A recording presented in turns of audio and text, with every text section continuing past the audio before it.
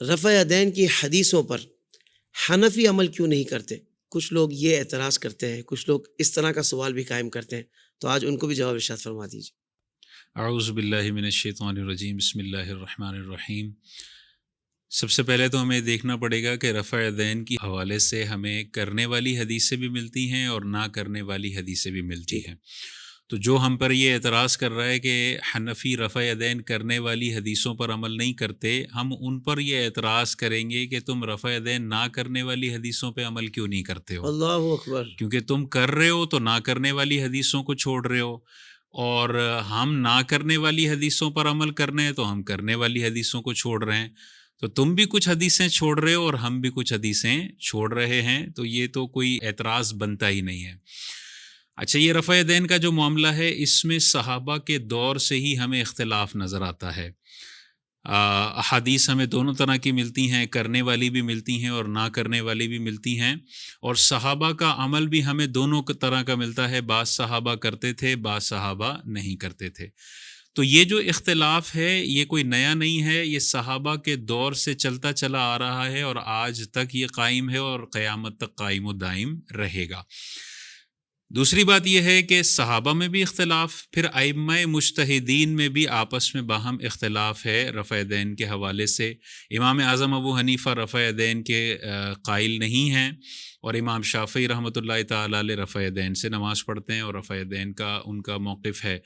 امام اعظم ابو حنیفہ کا موقف یہ ہے کہ رفع دین حضور علیہ الصلاۃ والسلام نے اپنی زندگی کے شروع کے حصوں میں کیا تھا، لیکن ظاہری زندگی کے آخری ایام میں حضور علیہ الصلاۃ والسلام نے رفع دین ترک فرما دیا تھا۔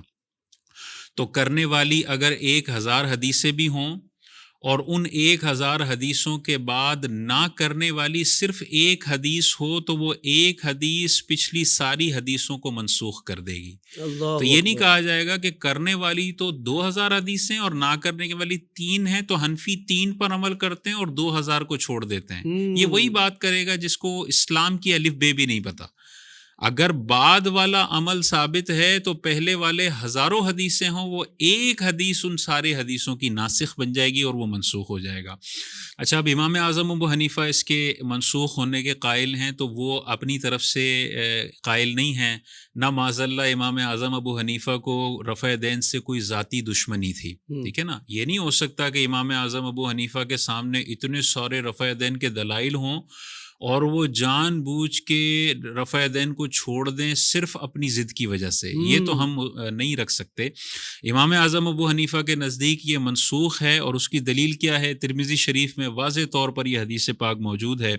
حضرت عبداللہ بن مسعود رضی اللہ تعالیٰ عنہ کا عمل ہے، اور آپ ہی کی یہ روایت ہے۔ حضرت عبداللہ بن مسعود رضی اللہ تعالیٰ عنہ جلیل القدر صحابی اور مجتہد صحابہ میں آپ کا شمار ہوتا ہے۔ سب سے زیادہ جو قربت خاص جن صحابہ کو حاصل ہوئی، ان میں ایک نام ہمیں حضرت عبداللہ بن مسعود کا بھی نظر آتا ہے۔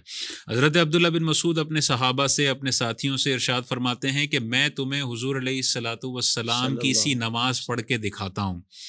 ترمذی کے الفاظ ہیں، حضرت عبداللہ بن مسعود نے پھر نماز پڑھ کے دکھائی، اور اس میں رفع یدین صرف تکبیر تحریمہ کے وقت کیا، باقی پوری نماز میں رفع یدین حضرت عبداللہ بن مسعود نے نہیں کیا ہے۔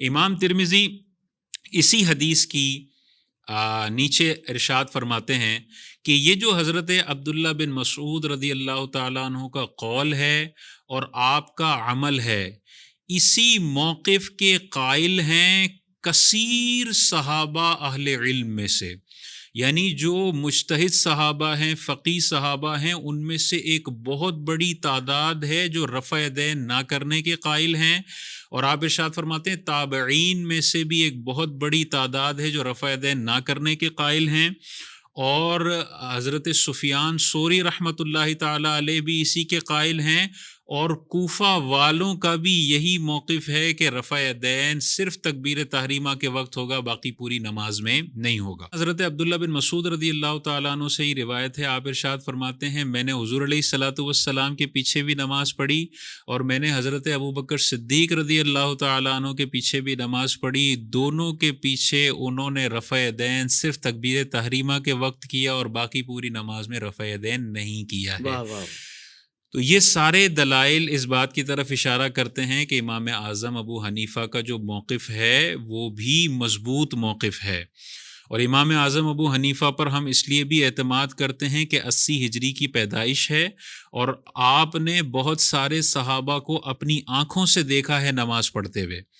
تو جب امام اعظم ابو حنیفہ نے اپنی آنکھوں سے صحابہ کو نماز پڑھتے دیکھا جنہوں نے رفع یدین نہیں کیا، حضرت عبداللہ بن مسعود اپنا عمل بتا رہے ہیں، حضرت عبداللہ بن مسعود حضرت ابوبکر صدیق کا عمل بتا رہے ہیں، امام ترمذی فرما رہے ہیں بڑے بڑے صحابہ کا یہی موقف تھا کہ وہ رفع یدین نہیں کرتے تھے۔ رفع یدین چھوڑنے والا تو گناہ گار نہیں ہوگا، لیکن تان و تشنی کرنے والا اپنے نامہ اعمال میں گناہ کبیرہ ضرور لکھوا رہا اللہ ہے۔ اکبر، اللہ اکبر، اللہ اکبر۔